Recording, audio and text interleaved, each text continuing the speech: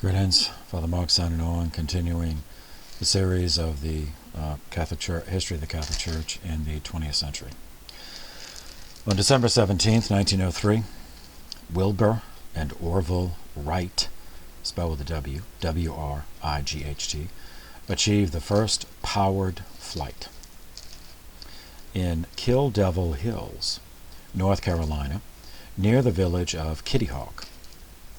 Orville flew for 12 seconds. Wilbur flew for 59 seconds. Orville and Wilbur were two of 7 children born to Milton Wright and Susan Catherine Kerner. Wilbur was born near Millville, Indiana in 1867. Orville was born in Dayton, Ohio in 1871. Those two brothers never married. Their father was a bishop in the Church of the United Brethren in Christ. The family moved 12 times before settling permanently in Dayton in 1884. In elementary school, Orville was given to mischief and was once expelled. Both brothers attended high school but did not finish. Neither one received a high school diploma. Orville dropped out of high school after his junior year to start a printing business in 1889, having designed and built his own printing press with Wilbur's help.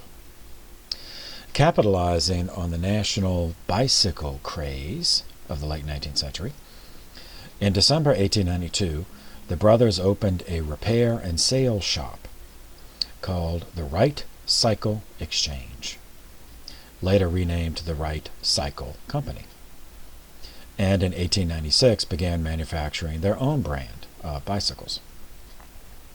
They used the profits from this endeavor to fund their hobby, which was exploring the possibilities of powered flight.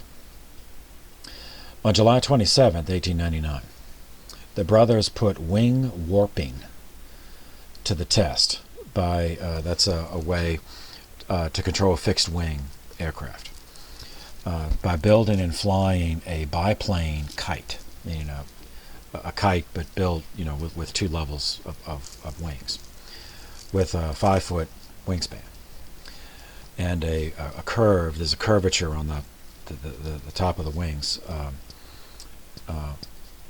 with a cord, like a cord that would, so they eventually would come up with ailerons for them. But before they developed that, this warping was controlled by 4 lines between the kite, crossed sticks. And in return, the kite was under lateral control. So that's what they were experimenting with. In 1900, the following year, the brothers went to Kitty Hawk, North Carolina, to begin their manned gliding experiment, which worked. And then next came adding power. In camp, they camped at Kill Devil Hills. They tossed a coin. Wilbur won the coin toss and made a 3-second flight attempt on December 14th, 1903, stalling after takeoff, though the weather was good. So their first powered test flight happened on the 121st anniversary of the first hot air balloon test flight, which had occurred in 1782. Following repairs, the Wrights finally took to the air on December 17th, 1903, making 2 flights each from level ground into a headwind, flying into a headwind that was gusting at 27 miles per hour. The first flight by Orville at 10:35 a.m. Extended for 120 feet, covered in 12 seconds, at a speed of 6.8 miles per hour over the ground. And it was recorded in a famous photograph, so chances are if you Google this, that's the photograph you'll see. The next 2 flights covered 175 feet and 200 feet, respectively, by Wilbur and Orville. They each got a turn. Their altitude was about 10 feet above the ground on average. Time passed. Wilbur became ill on a business trip to Boston in April of 1912. The illness is sometimes attributed to eating bad shellfish at a banquet. After returning to Dayton in early May of 1912, Worn down in body and mind, he fell ill again, and he was diagnosed with typhoid fever. So, his biographer, so that's what was the earlier illness really the early stages of typhoid that they just misdiagnosed because it happened to come after he ate, or raw oysters, or not? Was it two separate illnesses? Was the first illness from the food? Did that weaken him and make him susceptible to the typhoid? No. In either case, he lingered on. His symptoms, he relapsed and remitted over several days until Wilbur died at age 45 at the Wright family home on May 30th. Orville outlived him. He lived to the age of 76, dying on January 30th, 1948, 35 years after his brother. Orville died of his second heart attack. Both brothers are buried in the family plot at Woodland Cemetery in Dayton, Ohio.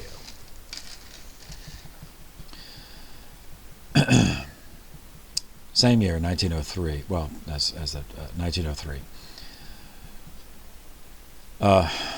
Something happened. A meeting occurred. This was the group was called initially a Congress of the Russian Social Democratic Party. They did not meet in Russia. They met in London. This was a Marxist-inspired group. We covered Marxism earlier in the course. Check out the video in the 1848 range, because that's the Communist Manifesto, was 1848. This Congress of Russian Social Democrats was established by George Plekhanov in 1898. 2 years later, in 1900, a man and woman who escaped from one of the Tsar's prison camps in Siberia made it to Geneva, Switzerland. That's where Plekhanov was living in exile. And they asked him if they could join the party, the Russian Social Democratic Party. These two had a natural prestige among radicals because of their imprisonment and their escape, with an added touch of romance, as they had met and ostensibly secretly married in Siberia. The man of the couple had additional folk hero status because his brother, Alexander, had been executed in 1887 for attempting to assassinate Tsar Alexander III. The woman's name was Nadzaya Krupskaya, Krupskaya.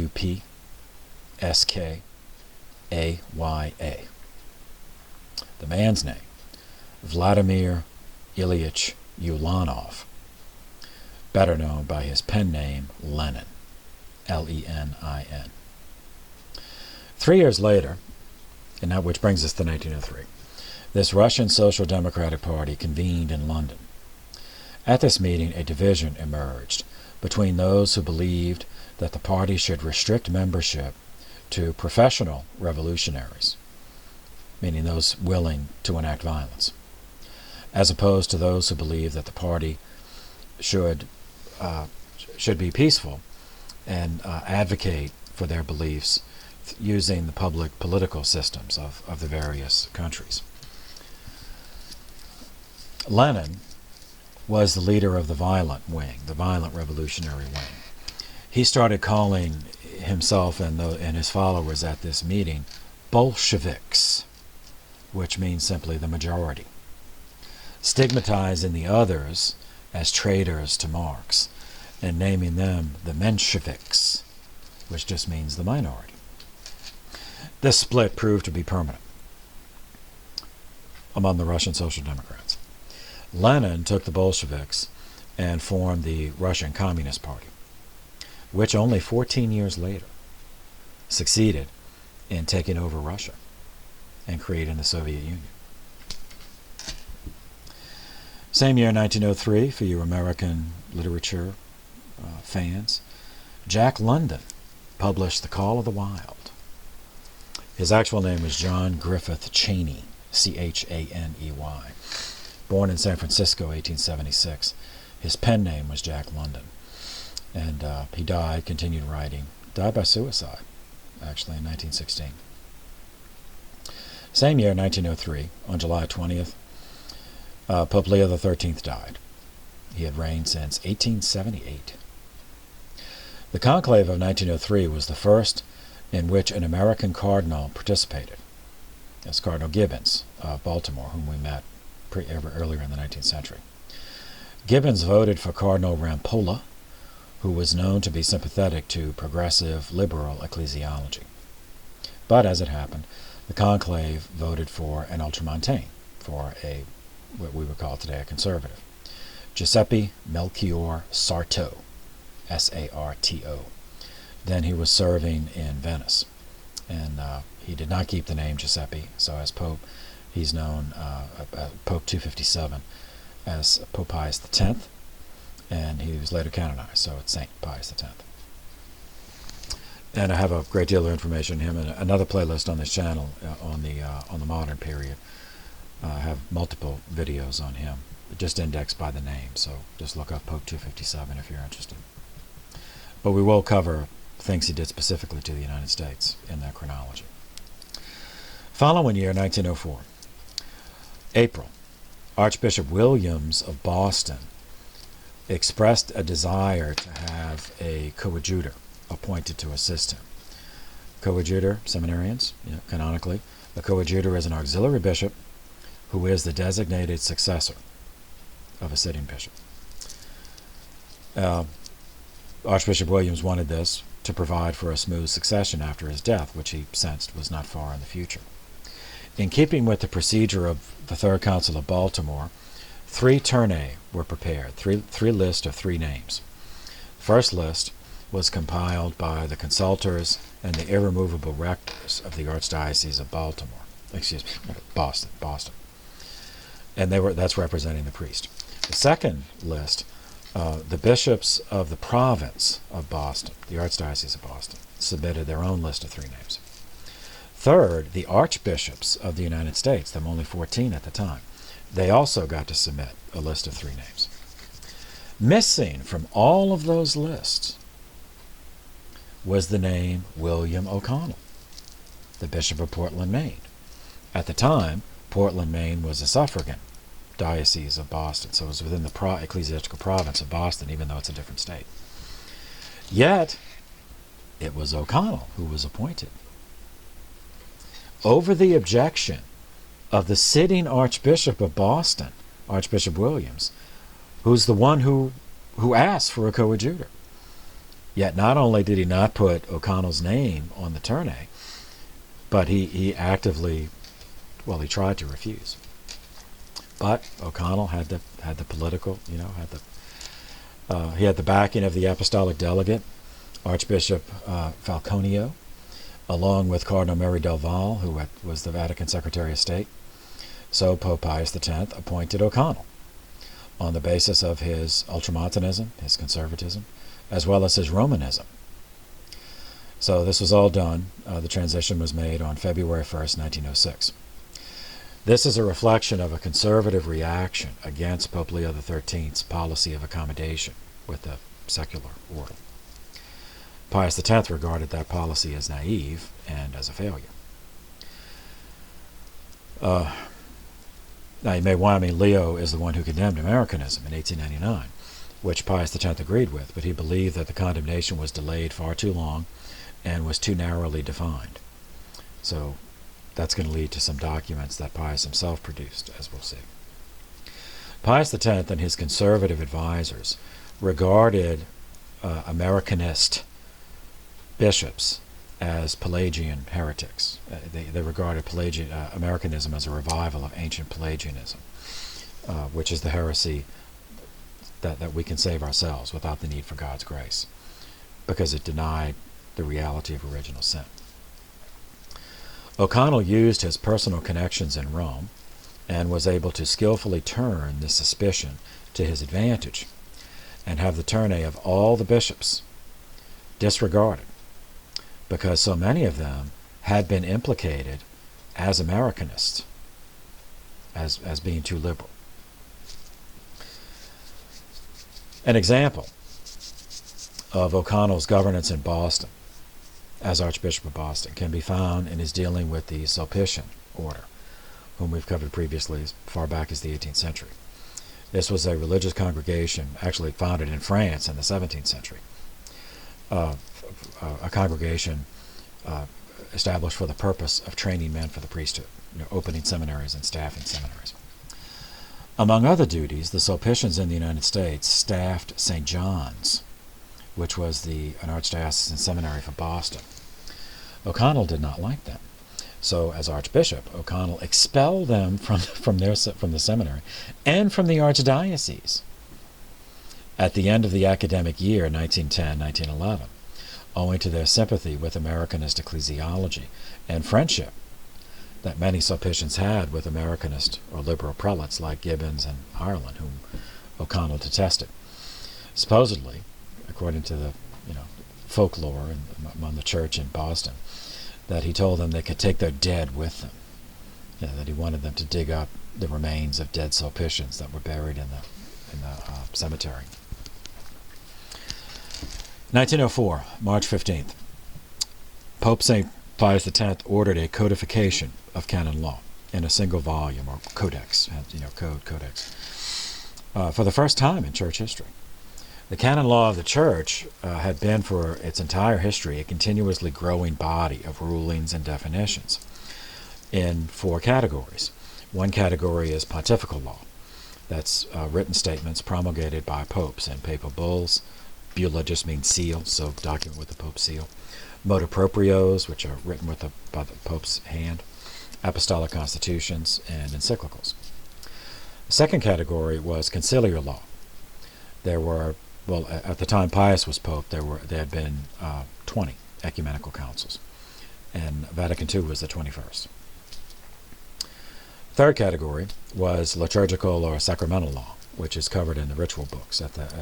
All the sacraments have their own ritual book, and at the beginning, there's a doctrinal introduction that has the force of law. And fourth, ecclesiastical law. That's the internal systems and processes of church governance.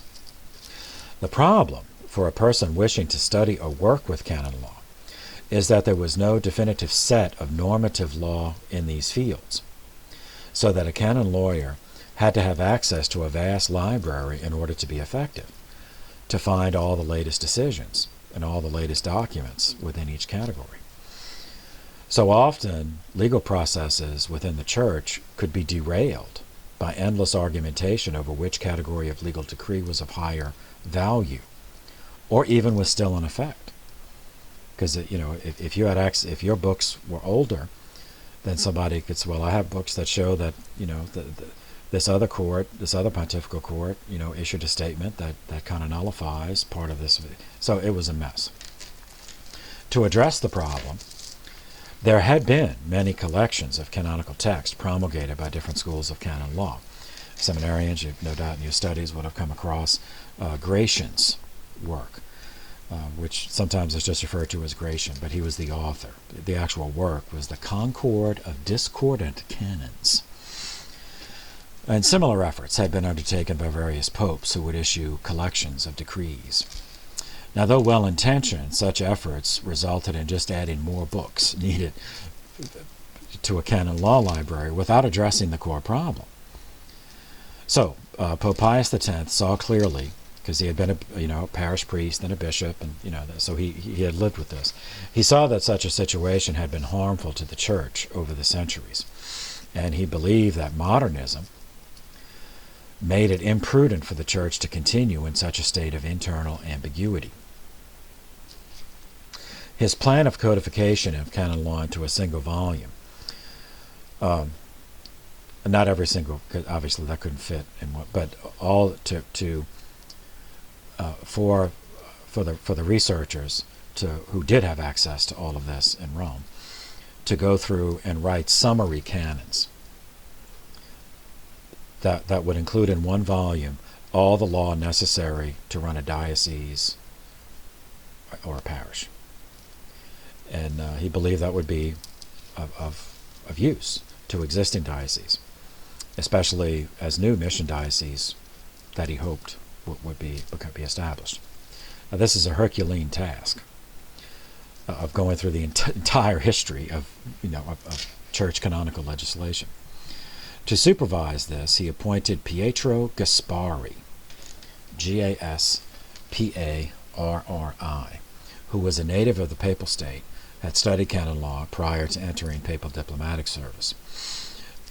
He was serving as apostolic delegate to Peru when Pius X ordered him to return to Rome and undertake this mission. It took him 13 years, and the final product was not completed till the next papal reign, but it eventually was. So just so you have it all together, the first one-volume Code of Canon Law in history was promulgated by Pope Benedict XV on May 27, 1917, with the stipulation that it would come into force a year later on May 19, 1918. That was to allow everybody to get copies, and study them. All right. July 30th, 1904, Russia. Russia had been ruled by the Romanov dynasty for 3 centuries when the 20th century opened. It was Russia's misfortune that the emperor, or the Tsar, as the Russians said, that's just the Russian version of Caesar. The Tsar at that point was Nicholas II, who was a decent human being, but hopelessly, unbelievably incompetent. From the lengthy catalog of mistakes committed by Nicholas II, one that stands out for its long-term consequences was his choice of a mate. This lady was Alexandra of Hesse, Hesse, which was a German principality. She was mentally unstable, and she possessed a personality that made her thoroughly despised by native Russians, who were already disposed to mistrust her because she was German. On July 30th, 1904, which is why I'm talking about this now, she and Nicholas had their 5th child, who happened to be their first son. The previous 4 children did survive, but they were all daughters. He was named Alexis. He was born with the blood disease hemophilia, which prevents the blood from clotting normally. This disease, even then, was known, or it was assumed, to be passed on through the female line.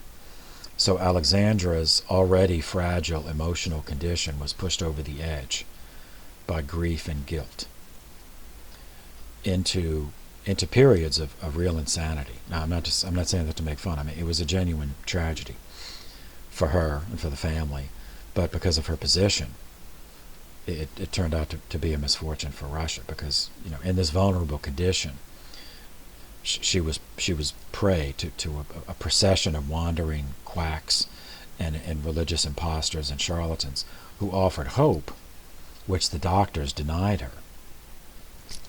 Chief among those who manipulated this tormented woman and her diseased son was a priest of Satan, masquerading as a Russian Orthodox hermit.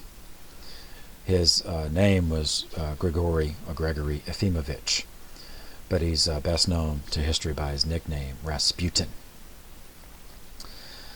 Rasputin was an alcoholic, a thief, a lecher, whose true nature was known to everyone in the capital because he flaunted it publicly. Yet the Empress Alexandra refused to be parted from him because he had demonstrated the ability, which she regarded as a divine power, of easing the bleeding episodes of her son, any one of which could claim his life. Now, it's theorized that he did this through some form of hypnosis, but she believed it was through God, answering the prayers of this holy man. So whatever he wanted, she gave him. Rasputin openly boasted in the taverns of St. Petersburg that the Empress and her daughters all gave themselves to him sexually, which I don't believe, but everyone believed him, because he had so much control over the government, and he had proven that. He controlled Alexandra, and Alexandra controlled her husband, because they didn't have any other way, even the doctors, they didn't have any other way to help their son.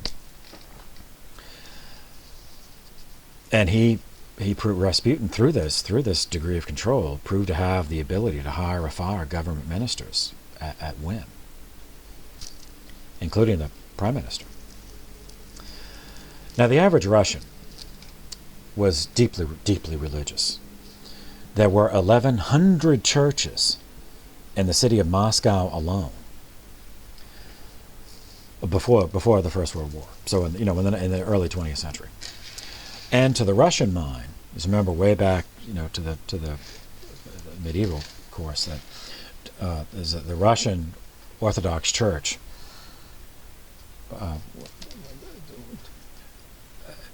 adopted its ecclesiology, its theology of church from the Greek Orthodox Church, was from the ancient Byzantine Empire, which was a subordinationist ecclesiology. So the church is part of the state. So the average Russian, the Tsar, was the protector of the church and was their spiritual father. So Rasputin did irreparable harm to this sacred image of the Tsar, which, coupled with Nicholas's unbelievably inept handling of government and foreign policy, caused many Russians to lose their faith in the church and in the monarchy at the same time. It was this vast population of disillusioned and betrayed Russian poor who turned against the Romanovs in 1917 and overthrew the Romanovs. And then that same population turned on the first revolutionaries of 1917 and gave themselves over to the Bolsheviks, the communists, who created the Soviet Union, which we'll get to in due course. In addition to the many, hyperbole aside, it is impossible to count every episode of stupidity that Nicholas, but certainly on the list, in terms of foreign policy, 1904, the Russo-Japanese War erupted over control of Korea. Korea is a peninsula that sticks out, from the mainland of Asia. So nobody asked the Koreans what they wanted, but the Russia and Japan fought a war over control of Korea. And Japan won. After sinking the Russian fleet at the Battle of Tsushima Strait. You fans of military history, they crossed the T. They managed to do that. Very difficult maneuver. In infantry ground tactics, it would be called the enfilade.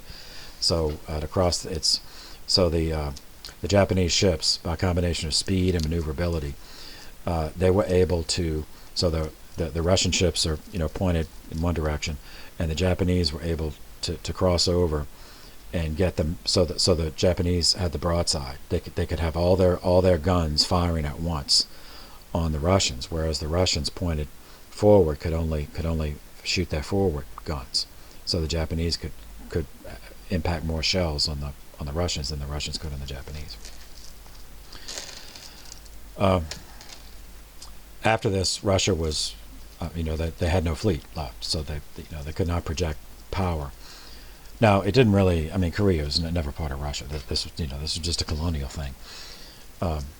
And the president, 26, Theodore Roosevelt, who we introduced in the last video, mediated a settlement that established a Japanese protectorate over the Korean peninsula. And Korea shares a border with China, so that's going to introduce Japanese-Chinese tension that are going to be responsible for multiple bloodbaths for later in the 20th century. Noteworthy, in 1932, Japan invaded Manchuria to the north of China, and the United States was the only power to protest. And there are many historians of the Second World War, especially the Asian realm of the war, that consider World War II to actually have begun in 1932 with the Japanese invasion of Manchuria. But in any case, World War II did happen, but again, we'll get to that. But sticking with the chronology, so the Russo-Japanese War, 1904. 1905, December 20th, back to strictly church developments. Pius X issued a papal decree on frequent communion, This is for the Universal Church, not just the United States, but of course it affected the United States. So in the document, Pius recommended receiving daily communion as, quote, the bread of the soul, that it was to be received ideally by all the faithful with proper intention and state of grace every day. So why does this have to be said? Well, ever since the crypto-Calvinist movement of Jansenism swept the church in the 17th century, which is covered in the early modern playlist on this channel. Just to brief, is that it was built on an anthropology, a theology of the human person, and a Christology, theology of Christ, that was defective, by asserting that Jesus did not die for everyone. So it's kind of a different take on the predestination. And there remained floating in the Catholic consciousness residue of this. An assumption that communion should only be received on rare occasions to avoid the possibility of receiving communion in a state of mortal sin. So the Jansenists were hyper-rigorist, that they promoted an exaggerated sense of guilt. I hate to say that, but they believe that mortal sins, that we all commit mortal sins every day, so often, because we're filthy and we're tainted and sinful, and that anyone who receives communion in a state of mortal sin is committing another mortal sin, which the Jansenists regarded as sacrilege. And so they were not saying don't go to Mass. Said, so they had no problem with people going to Mass every day, just that they should not receive communion at Mass because of the fear that it would incur an additional sin. So long after the Jansenist movement was swept away in its origin, the guy who made it up was Cornelius Jansen. He was a bishop in Belgium. Belgium at the time was part of France, so it entered into the French milieu. The French Revolution washed, all of that away, drowned it in blood. Nevertheless, the residue remained in the Catholic consciousness, this perception that receiving communion was a risk. That remained embedded in Catholic thought, even though most did not even realize its origin in a heretical movement. Because it seems like it's a high degree of reverence for the divinity and for the sacrament. That okay, I don't want to risk receiving unworthily, so I'll just go to church, and just sit in there while the Mass is going on, but not receive communion. And that appeared to be in accord with the Church's teaching on humility. So Pius X moved to correct this misunderstanding early in his pontificate, teaching that instead of avoiding communion out of fear of being in a state of sin, his call was to avoid being in a state of sin in order that we may worthily receive daily communion. This was the origin of the practice of the priest sitting in the confessional before Mass, so that anyone who wished to do so could receive communion at that Mass. If they had any sin, they could go to communion, go to confession, then stay for Mass and receive communion. Prior to this, confessions were held during Lent in order to allow Catholics to fulfill their Easter duty, because the Catholic was only mandated by the church precept to receive communion once a year during the Easter season. So in addition to the grace that comes from worthy reception of communion, Pope Pius was using this to promote moral renewal in the church, promoting the kind of effort that it takes to live in a way that one is able to worthily receive communion every day. All right, 1905, on the satanic side of things, or at least a development that is going to be used by Satan to cause literally millions of deaths. 1905, the Schlieffen Plan, named for a guy. So anyway, in covering the unification of Germany, which 1870, which will be in previous videos in this playlist, we observed that one of the advantages that the Kingdom of Prussia in northern Germany enjoyed was a professional, full-time general staff. Part of their existence was to postulate all possible military scenarios, to construct plans to cope with those scenarios, write them all up, and keep those plans on file, well indexed, so that in a crisis, all the calculations were already made. Meaning the calculations of the unfolding of the process by which the already conscripted and trained male civilian population would be called up for duty, put in uniform, equipped, transported, usually by train, to the scene of combat. And that whole process is called mobilization. The equations of modern warfare in this period, the early 1900s, were calculated in terms of the speed of mobilization. As remember, what we covered previously, all males in Germany had to do military service. So they've all been through basic training, basic infantry training. And then they return to civilian life, but they're subject to be called up. So they've already had their basic training. So mobilization is how you take these guys off the farm or out of the factory or out of the offices in the city. How do they know when the call goes out? Where do they go to get their uniform and weapon? And then how do their officers know where to bring them? So all that. So the process, the mobilization, that's one of the elements of calculating. How quickly is it going to take to get these guys uniformed and armed and concentrate force to wherever the problem is in order to obtain a swift, decisive victory. Because none of the powers, Germany was the first to do this, but everybody imitated with this, this general staff coming up with these war plans. None of the powers envisioned keeping their entire civilian population mobilized in uniform for longer than a few months, because that's that's what they knew from the Napoleonic Wars. You go out, everybody gets together for a big battle. Somebody wins, the other ones lose, and okay, then you make up a treaty.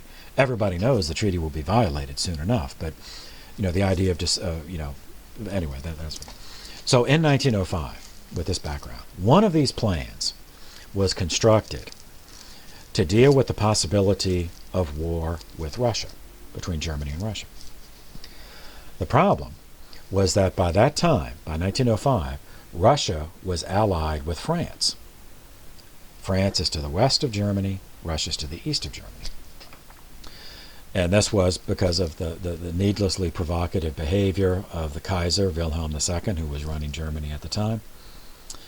So a war with Russia raised the possibility of a two-front war, since Russia was allied with France. So this plan was to deal with that possibility. If we have to go to war with Russia, the plan has to take into account that we might have to fight France, and they're on opposite sides of the country. And so speed of mobilization, concentration of force has to factor in traveling, back and forth across the country. So the head of the German General Staff at the time was Field Marshal Count Alfred von Schlieffen, Schlieffen. He based his entire plan on scheduling the combat, such that Germany would not have to actually fight a two-front war, even if it did officially have enemies on both borders. Even if officially it was in a war on two fronts, he believed that if the combat was scheduled properly, that concentration of force could knock out one, then cross the country and knock out the other. The principal element in his equation was built on an assumption. The assumption that it would take Russia 6 weeks longer to mobilize than it would take France to mobilize. Because Russia's so much bigger, it would take longer for all their guys to be assembled. Plus, Russia had a shortage of railway mileage, given its size. So on that assumption, built on that assumption, in those 6 weeks, Schlieffen planned for the entire German infantry and artillery to concentrate west to invade France, aiming for Paris. The invading army, the assumption continued, would destroy the French military, and there, with France then completely helpless, would impose a peace within 1 month. Then that would leave 2 weeks for the German war machine, for the infantry and artillery, to be transported across Germany to the eastern side to deal with Russia. Once France and Russia were neutralized, the theory continued, England would have no choice but to negotiate a settlement, because England could not hope to invade Germany on land alone. The United States at the time, in 1905, was in isolationist mode, so it was not factored into the Schlieffen Plan. Okay, so now you have the assumptions. Well, how to get the entire German military to Paris in a month? Schlieffen knew that Germany could not attack across the shared border between France and Germany, because France had fortified that. France and Germany had been in each other's throats for 800 years, so the common border was fortified.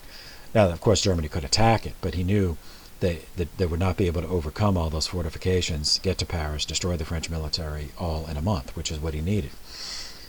So what do? Well, you go around them. Well, how do you go around them? The whole border, the whole shared border, France and Germany had the Maginot Line, as they called it, a series of fortifications. So to go around that, they'd have to go through another country, the neutral country of Belgium. So the northwest of Germany and the northeast of France shared a border with the small country of Belgium. And then after that, then you have Luxembourg, and then there's the common border between Germany and France. That was all fortified, but Belgium was neutral. So Belgium did not have a fortified border.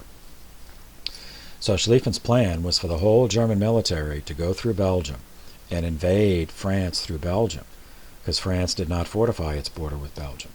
And that's how he thought it would be possible to get all the German infantry and artillery to Paris for a decisive engagement in time. So the combination of alliance systems with the war plan created the fatal situation.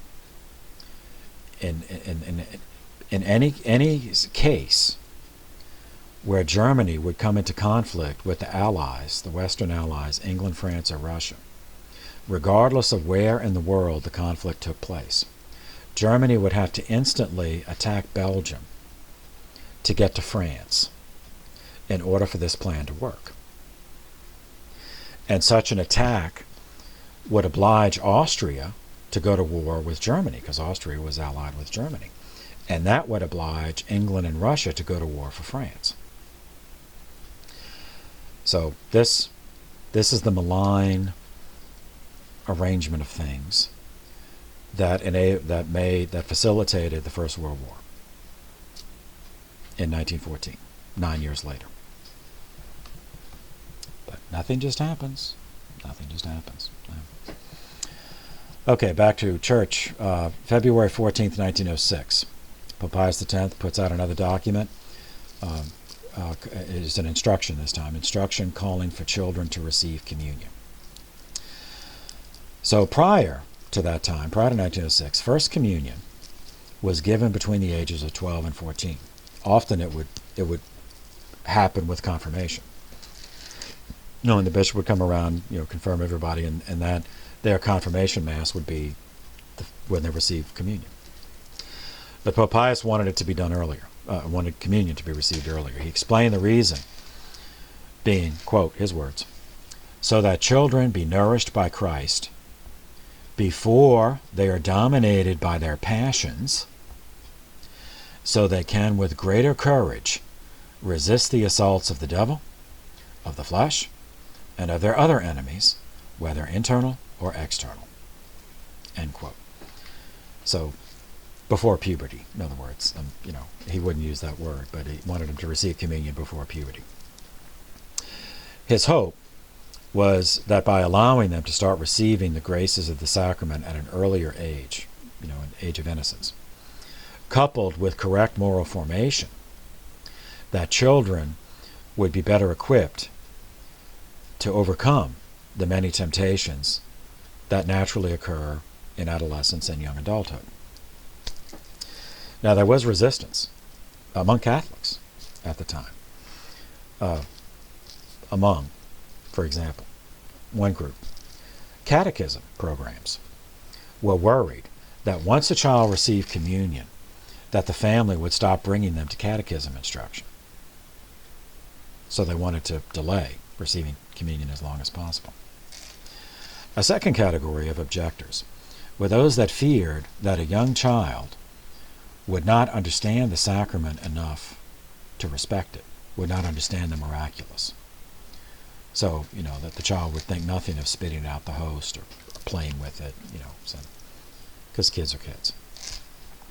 Third category of objectors, residual Jansenists.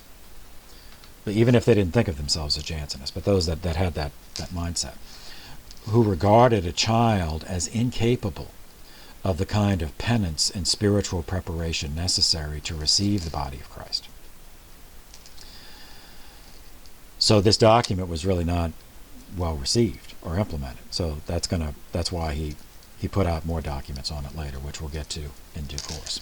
But the same year, actually the same week, 1906, February 10th, the strategic and tactical calculations of the world, at least the industrialized world, were nullified on February 10th, 1906, when Great Britain launched the first modern battleship.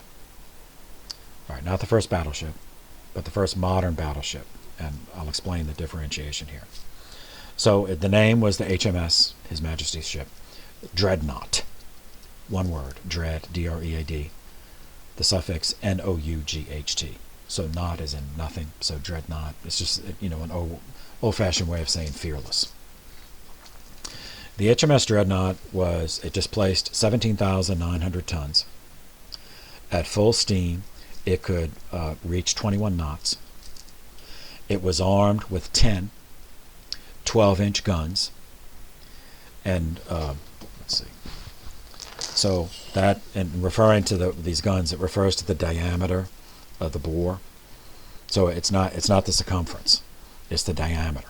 So 12 inches, apart. So that's the size of the projectile that can go in it. Most importantly, and this is what really differentiated it from the older battleships, the hull was entirely made of steel. Whereas previous ships that had been called battleships had a lot of guns, but had wooden hulls. So with this, all the navies of the world were rendered obsolete, requiring that all the nations who wished to retain the influence that came from the ability to project lethal force across the oceans would have to build entirely new navies. Now, all the great powers, by industrialized powers, had already had plans for such a vessel on file, but none of them had constructed one because everyone understood that it would trigger an immediate and ruinously expensive arms race, a naval arms race. So Great Britain built one with full knowledge of these implications because of escalating tension with Germany and, fear of Germany.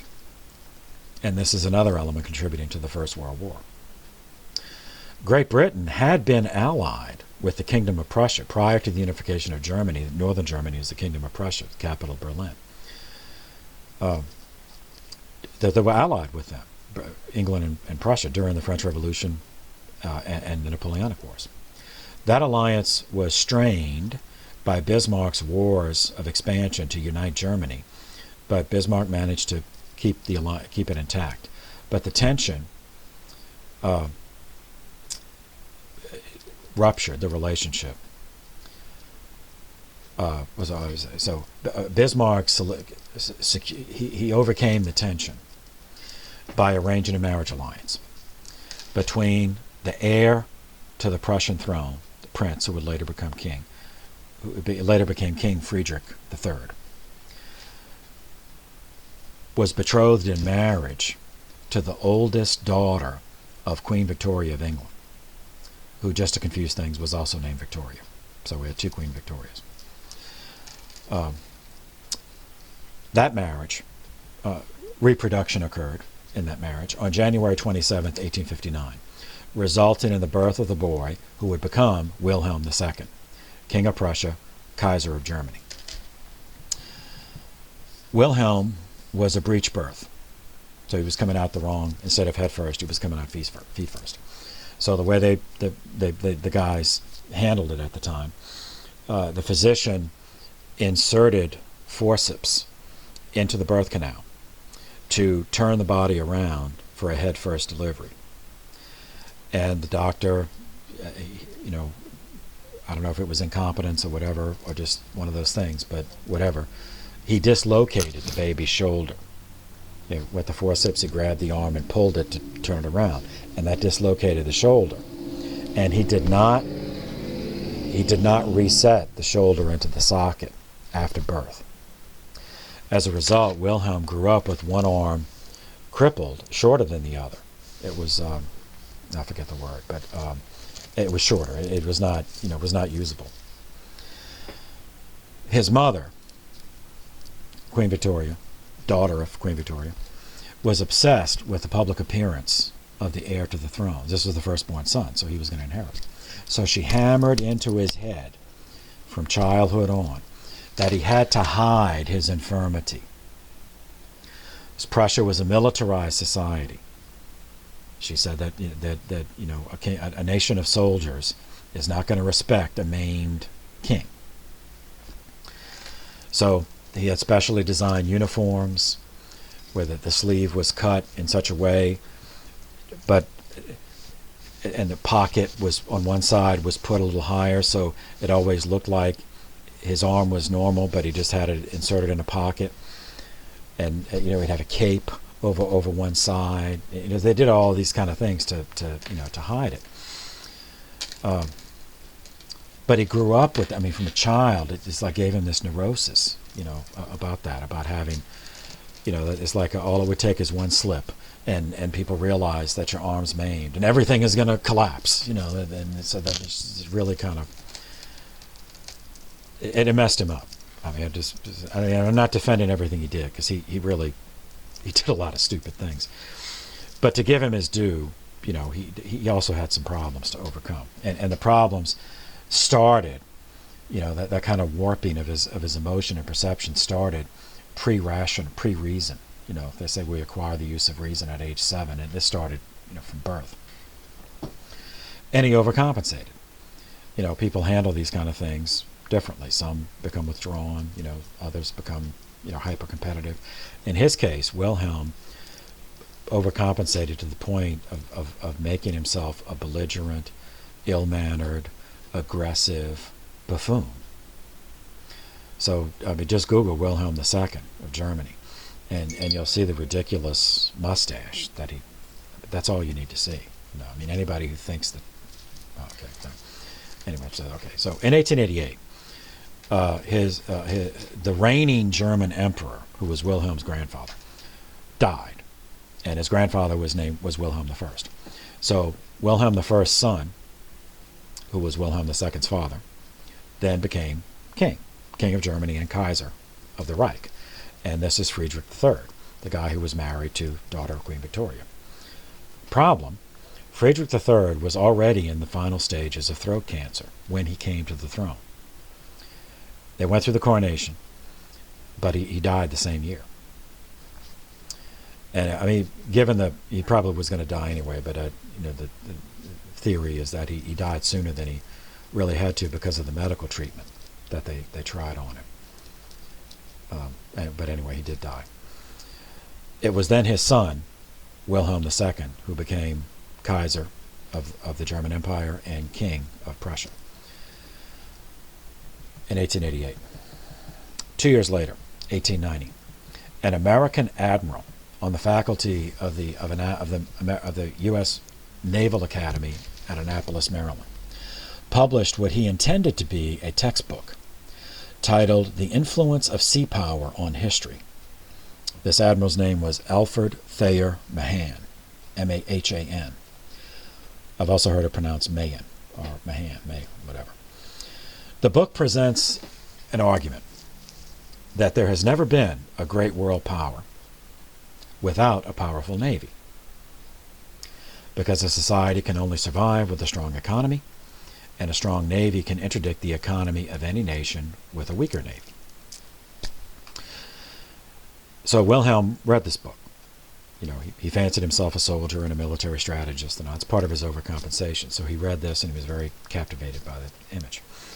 And this concept merged with Wilhelm's pathological insecurity into a resolve that Germany must have the most powerful navy in the world. Only when that was achieved could Germany have its rightful place in the sun. That's his term.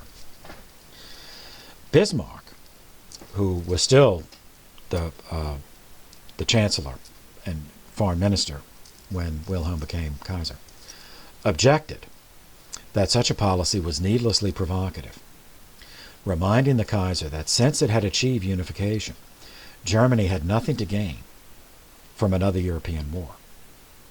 The most it could do is just hold on to what it had, and there's no reason to fight for that because it already had it. But it could also lose if it risked a war. So there was no reason, there was no advantage to provoking another war. Further, it would upset the balance of power. So England had the largest navy in the world at the time. English policy was that England's navy had to be as large as the next two navies in the world combined. But this was accepted by the rest because England maintained a small army. Whereas Germany already had the largest army of the industrialized countries, but it had a small navy. So if Wilhelm embarked on this naval expansion policy to have the largest navy in the world, adding it to what was already the largest army in the world, then that, Bismarck understood, would upset the balance of power and unite other nations against them. Wilhelm ignored Bismarck. He fired Bismarck in 1890 under the cover story of a retirement, and he commenced his building program in 1897.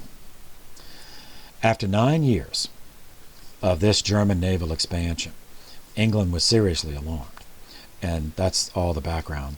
As I said, nothing just happened. So it did not just build the Dreadnought, on a whim. All of that is the background needed to understand the English decision to resist Germany by doing an act that it knew would reset all the navies of the world, including its own, back to zero by constructing and launching the Dreadnought in February of 1906. The atmosphere of fear which prompted this decision only fed into a worldwide panic, as every nation then had to design and build their own all-steel battleships. The stability of the balance of power then was replaced instantly and irrevocably with a foreboding that war was inevitable. It was just a question of the trigger.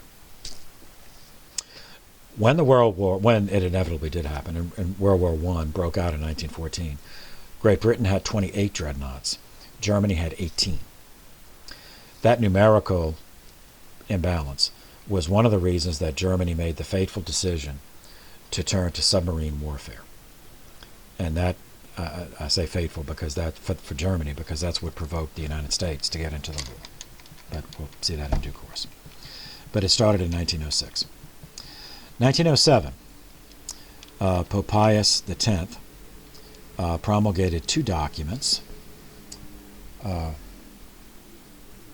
Actually, I'll stop here because it's a syllabus of errors. So I'll stop here and I'll pick up the next video with the syllabus of errors. So for now, thank you for your attention. This session is adjourned.